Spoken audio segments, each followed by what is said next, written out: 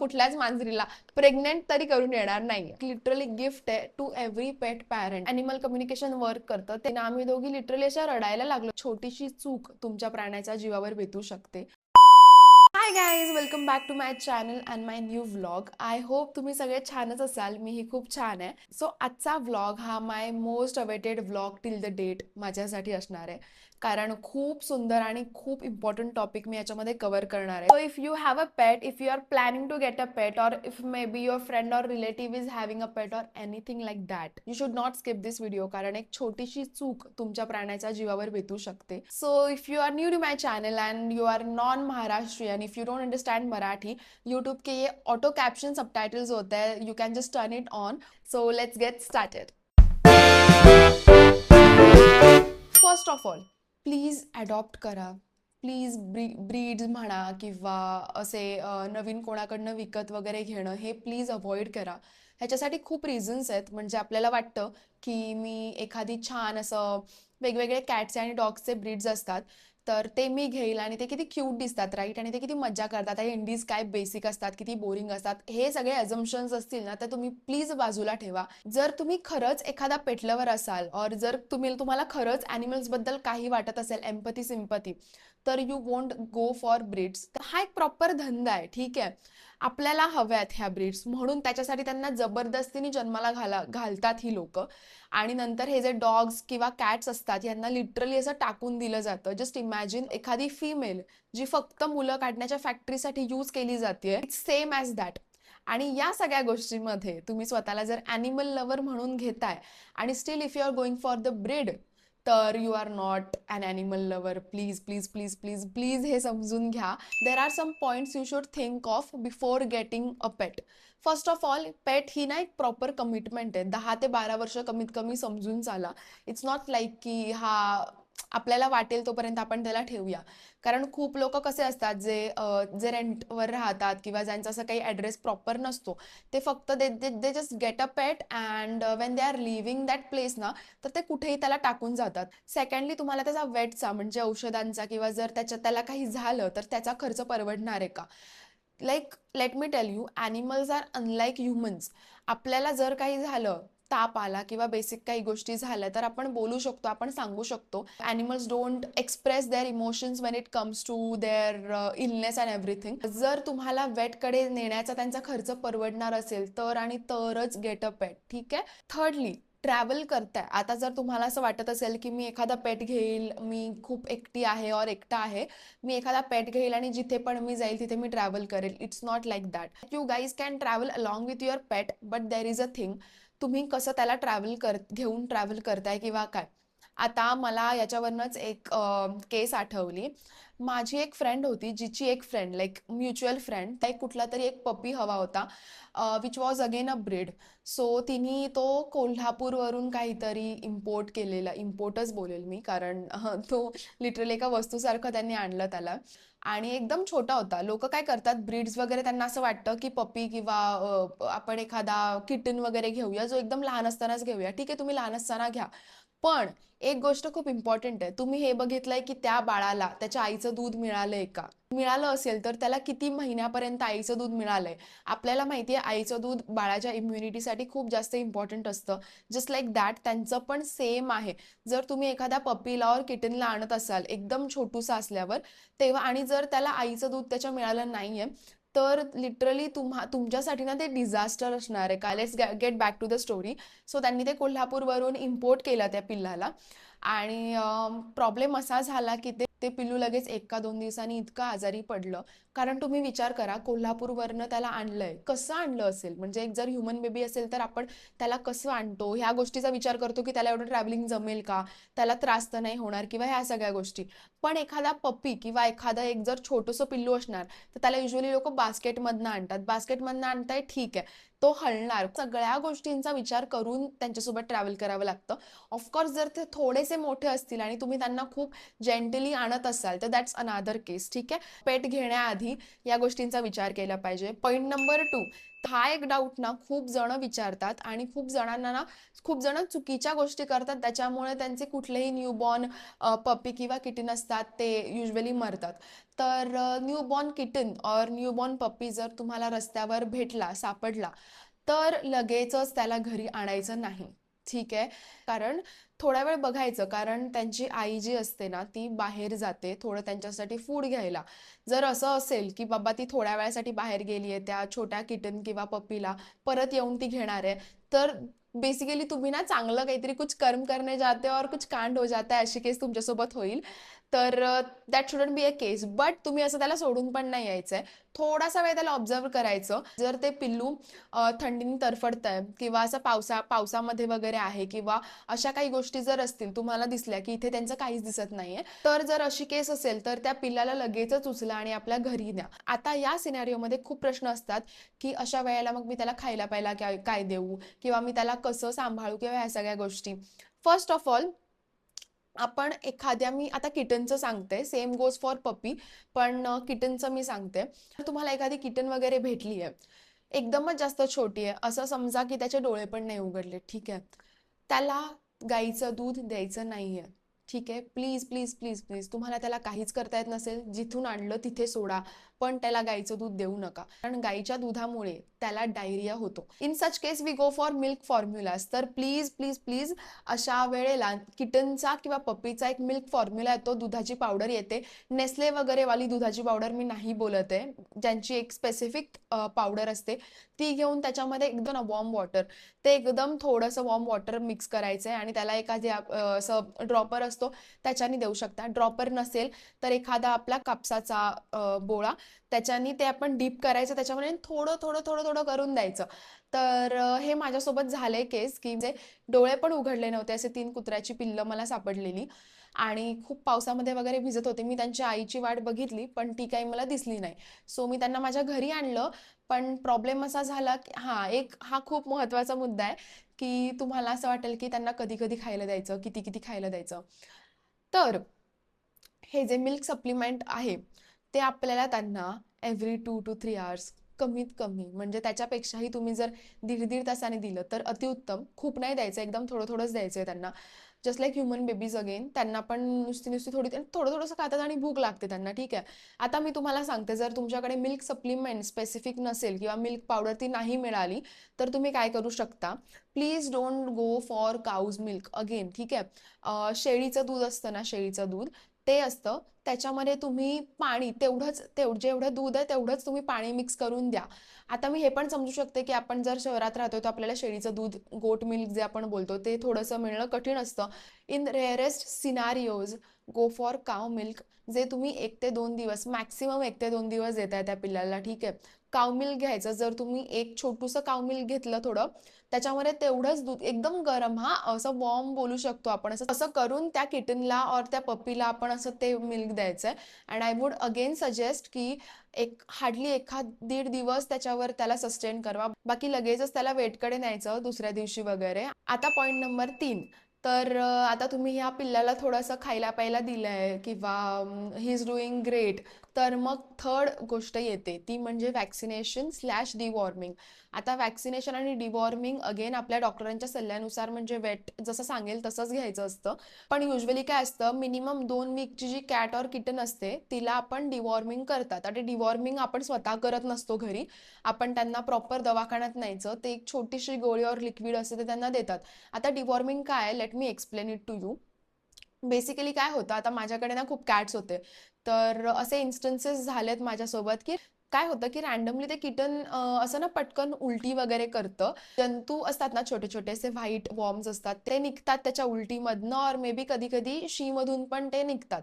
पण अगेन डॉक्टरांच्या सल्ल्यानुसार त्यांना डिवॉर्मिंग करा if you don't want them to die. आता आलं वॅक्सिनेशन. डिवॉर्मिंग नंतर देर इज दिस FVRCP नावाचं वॅक्सिनेशन असतं, कॅट्सला वगैरे देतात. आता वॅक्सिनेशन कुठलं कुठलं असतं, रेबीज वॅक्सिनेशन असतं, जे मी आता मेन्शन केलं ते असतं. आणि कुठलं जर तुमच्या स्पेसिफिक किटन किंवा पप्पीला हवं असेल ॲज इन नीडेड असेल, तर ते वॅक्सिनेशन दिलं जातं.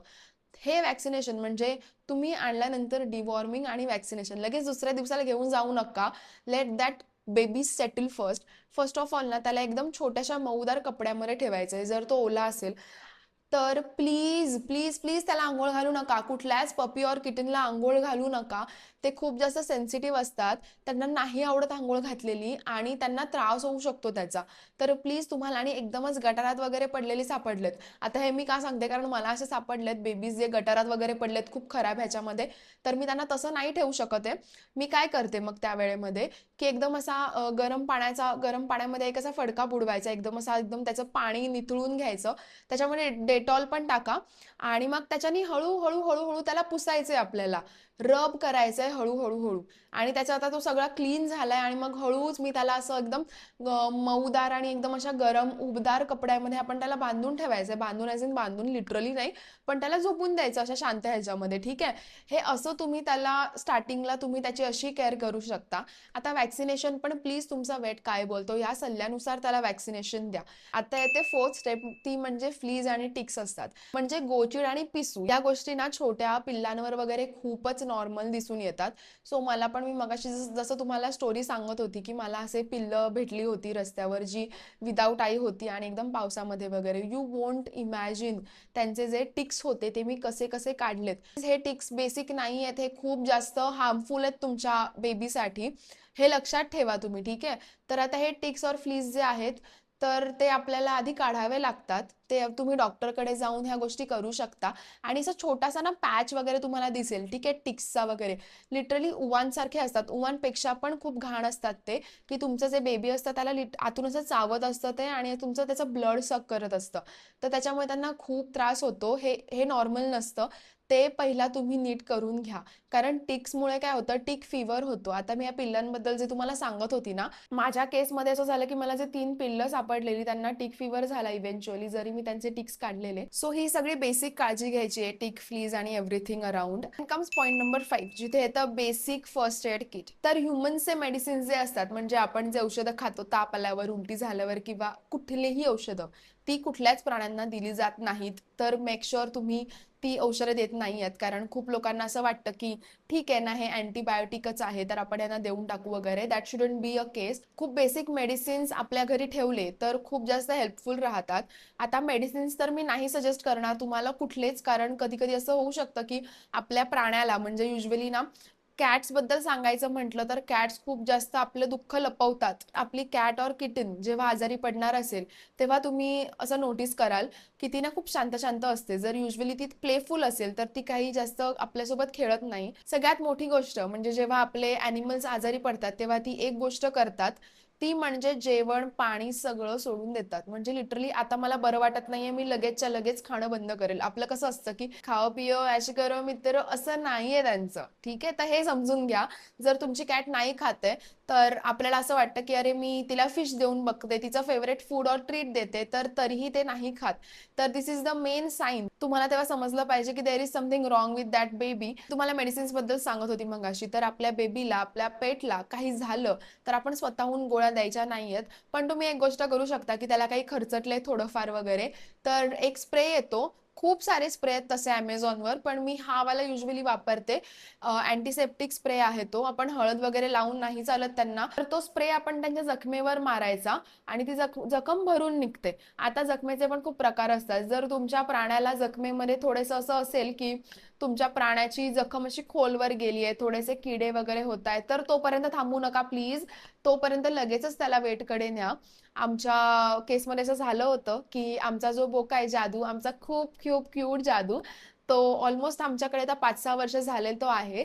त्याची जी टेल आहे, शेपटी आहे त्याची, तिथे त्याला खूप जास्त मोठी जखम झालेली, जिथे ती अटॅच्ड असते ना त्याच्या बॉडी सोबत, सो तिथे जरा जास्त जखम झालेली, असं कापल्यासारखं झालेलं. आम्ही तिकडे फक्त स्प्रे मारून चालणार नव्हतो, कारण तिकडे पू झालेला, पस ज्याला म्हणतो ते झालेलं. सो ते जर असं तुम्हाला दिसलं की आपल्या कॅटला, ॲनिमलला तसं होतंय, तर प्लीज त्यांना वेटकडे दाखवा लगेचच्या लगेच, कारण तो इश्यू थोडा सिरियस होऊ शकतो. त्यांच्या जर जखमेवर माशा वगैरे बसल्या तर ते चांगलं नसतं त्यांच्यासाठी. आता पॉईंट नंबर 6, ज्याच्यासाठी मी ही डायरी आणि पेन घेऊन बसलेली, हा खूप जास्त इम्पॉर्टंट पॉईंट आहे. Foods that shouldn't be given to our pets. ठीक आहे, फर्स्ट ऑफ ऑल विष आहे, आणि हे खरंच लिटरली विष आहे आपल्या प्राण्यांसाठी. फर्स्ट ऑफ ऑल येतं चॉकलेट. चॉकलेट कधीच आपल्या पेट्सला द्यायचं नाही आणि देअर इज अ लिस्ट जे मी तुम्हाला इथे पण दाखवते आणि मी सांगते पण. Onion or garlic, grapes or resins, कुठल्याही प्रकारची फळं युजली नाही देत बट स्पेशली ग्रेप्स आणि आपले मनुके वगैरे असतात. शुगर फ्री मिठाई, कारण शुगर फ्री मिठाईमध्ये साखरच नसते, त्याच्यामध्ये खूप गोष्टी असतात ज्या त्यांच्यासाठी चांगल्या नसतात. तर that goes. Alcohol of course, T or coffee. जास्त मीठ मसाले. आता आपल्याला काय वाटतं की आजचं राहिलंय नॉनव्हेज तर आपण उद्याच्या दिवशी तेच त्यांना वॉश करून देऊ मे बी और तेच त्यांना देऊ. तर प्लीज हे करू नका. माझ्या केसमध्ये हे पण झालंय की एक छोटंसं किटन होतं जे मला रस्त्यावर सापडलेलं पावसाळ्यामध्ये आणि मी त्याला घरी आणलं. 31st वगैरे होतं आणि आम्ही ना चिकन लॉलीपॉप घरी तळत होतो. सगळे मसाले घरचे, सगळं घरचंच होतं. पण आणि तो इतका जास्त अवली होता ना, त्याला राहवतच नव्हतं आणि आम्ही ते झालं तर 5-6 वर्ष झाले. त्याला खूप खायचं होतं ते. आम्ही त्याला थोडं थोडं करून दिलं आणि अनफॉर्च्युनेटली दुसऱ्या दिवशी तो वारला. तर खूप जास्त ऍक्टिव्ह आणि खूप चांगला होता.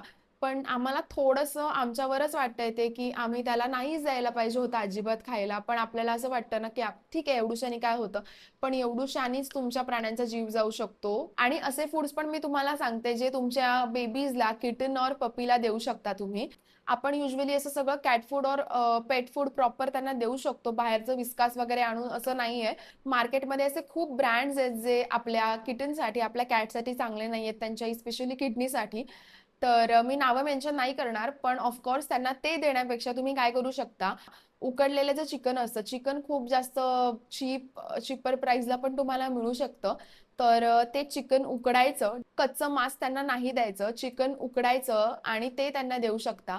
जर तुम्हाला चिकन थोडंसं कॉस्टली वाटत असेल किंवा रोज चिकनची सवय लावायची नसेल, तर तुम्ही त्याच्यामध्ये त्याला थोडासा भात मिक्स करून देऊ शकता. That can be done. आणि जर चिकनही नसेल द्यायचं तर तुम्ही त्याला अंड देऊ शकता. पण अंड आणि चिकन डेली मी समरमध्ये नाही रेकमेंड करणार. प्लीज अगेन, दूध कुठल्याच मांजरीसाठी चांगलं नाहीये. आपण फक्त बोलतो की मांजर कशी डोळे मिटून दूध पिते. नाही, तिला नका देऊ. तिला डोळे मिटलेत म्हणजे तिला नकोय ते दूध, हे समजा तुम्ही. पण ज्या गोष्टी मी अनुभवातून शिकलीये त्या मला कुठलाच पेट पॅरेंट नकोय की तुम्ही त्या चुका केल्या पाहिजेत. कारण मग अशा छोट्या छोट्या गोष्टींमुळेच माझे पेट्स वारलेत, जे मला I would not suggest you to do so. मी आतापर्यंत 5 ते 6 पॉइंट्स कव्हर केलेत आणि आता येतो सगळ्यात इम्पॉर्टंट पॉइंट जो मला तुमच्यासोबत शेअर करायचा आहे, तो म्हणजे ॲनिमल कम्युनिकेटर. ही कॉन्सेप्ट आपल्यासाठी नवीन असू शकते यार. हे ना एक असं गिफ्ट आहे, लाईक लिटरली गिफ्ट आहे टू एव्हरी पेट पॅरेंट. माणसं सांगू शकतात की मला काय झालंय, तसं हे आपले कॅट्स डॉग्स नाही बोलू शकत मला काय झालंय. तर मग त्याच्यासाठी to the rescue there comes animal communicator. जिथे वेट्स पण खूप वेळा काही करू शकत नाही, तिथे ॲनिमल कम्युनिकेटर्स खूप काही करून जातात. तर माझा पण असा एक किस्सा आहे जो मला तुमच्यासोबत शेअर करायला आवडेल. ऍक्च्युली ॲनिमल कम्युनिकेटर ही गोष्ट मला हा 2 ते 2.5 वर्ष आधी समजली की अशी काही गोष्ट असते. आमची एक कॅट, खूप खूप खूप जास्त जीवाला जीव लावणारी कॅट आमची पांढरी, शी वेंट मिसिंग, ती हरवली. आणि आम्हाला समजतच नव्हतं ती का हरवलीये, कशी हरवलीये. आणि युजली ती घरी असायची, तोच एरिया. ती ऑलमोस्ट 2-2.5 वर्षांची होती आणि आम्हाला काहीच समजत नव्हतं तिला कुठे शोधायचं, काय करायचं. म्हणजे फेसबुकवर माझी मम्मी खूप ऍक्टिव्ह आहे. तर मग तिला ना असं ॲनिमल कम्युनिकेशन नावाचं काहीतरी दिसलं. तर तिने खूप शोधलं, असं थोडा रिसर्च केला काय असतं कसं असतं. आणि लगेचच आम्हाला एक मॅडम आहेत ज्या पुण्यात राहतात, त्यांचा कॉन्टॅक्ट भेटला. आणि तसं मग आम्ही त्यांना कॉन्टॅक्ट केलं की ॲनिमल कम्युनिकेटर काय आहे आणि आमची जी पांढरी हरवली होती ती आम्हाला याच्याने सापडेल का. तर त्या मॅडम पुण्याला राहतात, त्यांना आमच्याबद्दल काहीच माहित नव्हतं. म्हणजे एखादा माणूस जो आपल्याला थ्रू फेसबुक भेटलाय त्याला आपल्याबद्दल काहीच माहिती असेल, राईट, म्हणजे बॅकग्राऊंड काहीच माहिती नाही. फक्त त्यांना हेच माहिती होतं की आमची एक मांजर आहे. त्यांनी ऑल शी आस्ट फॉर हर फोटो, ज्याच्यामध्ये तिचे डोळे नीट दिसतायत आणि अशा एखाद दुसऱ्या जागेचा फोटो जिथे ती युजली बसायची, ठीक आहे. तर बाकी काहीच नाही. जेवढी तुम्ही त्यांना कमी इन्फॉर्मेशन द्याल तेवढं त्यांच्यासाठीच बेटर आहे, कारण मग ते ब्लॉक नाही होत त्यांचा सेन्स. सो अशा गोष्टी असतात. आता ॲनिमल कम्युनिकेशनच्या इन डेप्थ मी नाही जास्त सांगू शकत, बट मी इतकं सांगू शकते की जेव्हा त्यांनी तिला शोधायला चालू केलं, ते नाही कसं टेलिपथी असते, ठीक आहे. टेलिपथी थ्रू वगैरे कॉल करतात तिला, तिच्याशी बोलतात, तिच्या माइंड सोबत बोलतात. आणि let me tell you, animal communication हे फक्त कॅट्स किंवा डॉग्सला नसतं. That goes for each and every animal as far as I know. Get back to the story. आम्हाला त्यांनी सांगितलं की पांढरी ऍक्च्युली तुमच्याकडे कुठला बोका होता का, ज्याच्या मागे ती गेली, असं तिने मला सांगितलं. पांढरीला बघायचं होतं की घराच्या बाहेरची लाईफ काय असते. सो ती त्याच्या मागे गेली आणि हे खरंच म्हणजे आम्हाला असं क्लिक झालं. आदल्या रात्री आम्ही त्या दोघांचे फोटोज व्हिडिओज काढत होतो टाइमपास आणि दुसऱ्या दिवशी दे बोथ वेंट मिसिंग. ठीक आहे. जो पांढरा बोका होता ही केम बॅक आणि मग आम्हाला असं क्लिक झालं की अरे हा ह्याच्या मागेच ही गेली असावी.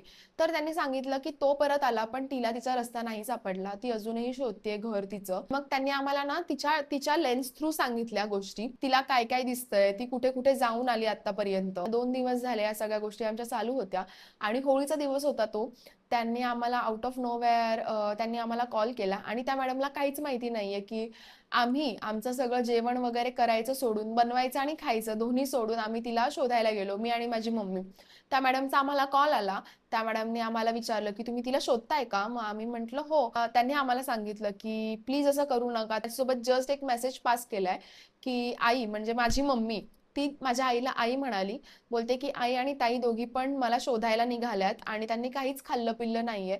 तर आईला मायग्रेनचा त्रास आहे. ऍक्च्युली माझ्या मम्मीचं थोडंसं डोकं दुखत होतं. तर मग तिने सांगितलं की मायग्रेनचा त्रास आहे, तिचं डोकं दुखतं. तर मग तिने काही खाल्लं पिल्लं नाहीये आणि खूप ऊन आहे, उन्हाळ्याचे दिवस आहेत, खूप जास्त ऊन आहे. त्यांना प्लीज सांगा मला असं शोधू नका, मला त्रास होतोय त्यांना असं बघून. तर म्हणजे हे असं मला ना असं आठवताना किंवा अशी गोष्ट ते सगळं आठवल्यानं मला असं थोडंसं वाईट वाटतंय. ॲज इन की एवढं कसं आणि ती जी मुवमेंट होती ना, आम्ही दोघी लिटरली अशा रडायला लागलो त्यांच्याशी कॉलवर बोलताना, की आपल्या पांढरीला हे कसं माहिती आहे, तिला कसं सेन्स झालं असेल, की आपण तिला शोधतोय. आता आम्ही हे सगळं करतोय ठाण्यामध्ये, त्या मॅडम पुण्यामध्ये, काहीच संबंध नाहीये. तरी मग त्यांनी सांगितलं, त्यांनी असं पण सांगितलं, की तिने सांगितलंय की तिला शोधू नका, ती शोधून नाही सापडणार.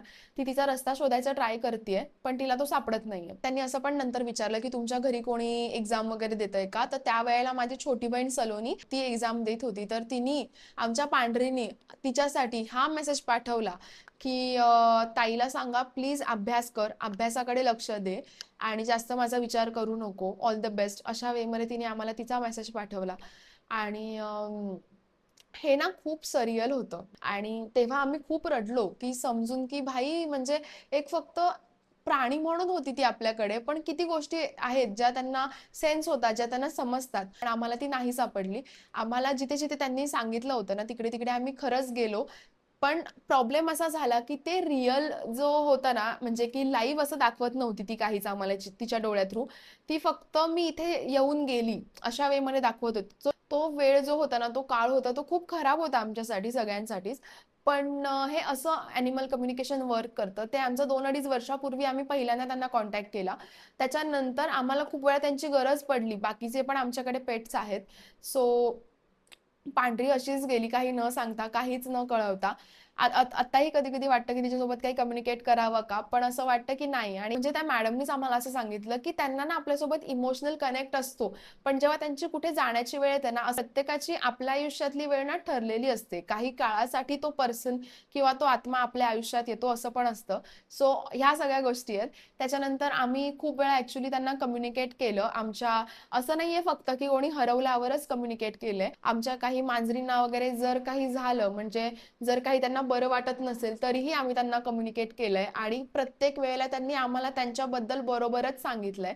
ऍक्च्युली जेव्हा असं त्यांना काही होतं ना त्यांना असं वाटतं की मला काहीतरी होणार आहे, माझ्या जीवाला काहीतरी होणार आहे, तर त्यांना त्यांच्या मालकासमोर त्यांचा जीव नाही सोडायचा असतो. वल्नरेबल फील होतं त्यांना आणि त्याच्यापेक्षाही जास्त आपल्याला त्यांच्यामुळे त्रास झालेला ते नाही बघू शकत. मांजरांना लोक खूप काही बोलतात पण ह्यांच्याबद्दलचे असे फॅक्ट्स आपल्याला माहितीच नसतात, राईट? सो या सगळ्या गोष्टी आहेत आणि एकदा असं पण झालेलं की आम्ही आम्ही पांढऱ्या बुक्याबद्दल सांगितलं मगाशी, ज्याच्यामुळे आमची पांढरी हरवली. पण त्याच्यानंतर ती गेली, हरवली आणि त्याच्यानंतर काही महिन्यांनीच आमचा जो पांढरा होता तो अचानक आम्हाला आमच्या बाहेर मला तो मेलेला सापडला. तर मला असं फील झालं की मे बी त्याला ना हार्ट अटॅक वगैरे काहीतरी आलं असेल कारण त्याला ना असं काही कॉज काही समजला नाही कारण ना त्याच्या अंगावर काही डाग होते ना काही त्याच्या अंगावर काही कोणी मारल्यासारखं होतं. जसा तो क्यूट आणि सुंदर दिसायचा तसाच तो मरून पडलेला.